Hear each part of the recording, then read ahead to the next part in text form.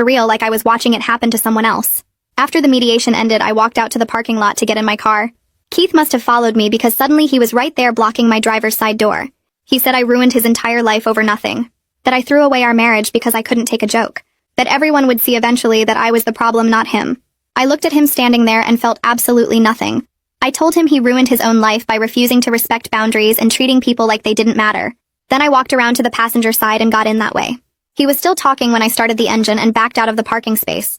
I could see him in my rearview mirror standing there alone in the parking lot. My mom came over the next weekend to help me pack up Keith's remaining stuff that he hadn't grabbed yet. We went through the closet and found old t-shirts and a jacket he'd forgotten. In the back of his nightstand drawer, my mom pulled out a small notebook. She opened it and her face went strange. She handed it to me without saying anything.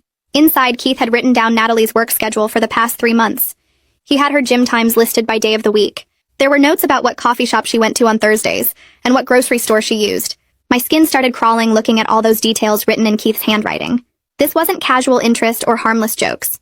This was calculated stalking behavior. I took pictures of every page before putting the notebook in the box with his other things. My mom hugged me and said she was glad I got away from him. I sent a message to Keith's parents that night.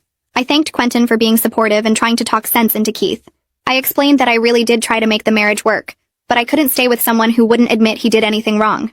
I said I hoped they understood, even though I knew this was hard for them too. Myra responded within an hour with a message calling me cold-hearted and selfish. She said I gave up on her son when he needed support, and I would regret destroying our family. Quentin's response came the next morning. All he wrote was, "I understand, and I'm sorry this happened." That was it. But somehow it meant more than a long explanation would have. The divorce got finalized 6 weeks after I packed Keith's suitcase that first night. Colton called me at work to tell me the judge had signed everything. He said it was one of the faster, uncontested divorces he'd handled in his career. I asked him if that meant something, and he said it usually meant the other party knew they couldn't defend their behavior if things went to court. Keith never fought the terms we'd agreed to in mediation. He just signed and let it go through. Part of me had expected him to drag it out or try to make things difficult, but he didn't. Maybe his attorney told him he didn't have a case. Maybe he finally realized how bad everything looked written down in legal documents. Natalie and Tom invited me over for dinner the night after the divorce was final.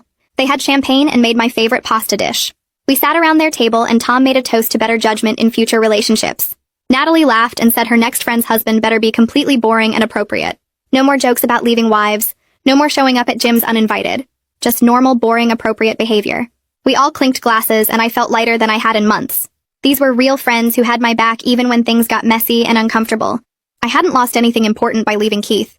I'd actually gained clarity about what real friendship looked like. Amanda helped me understand something important during one of our therapy sessions. She said I felt lighter now because Keith's constant comments had been designed to keep me insecure.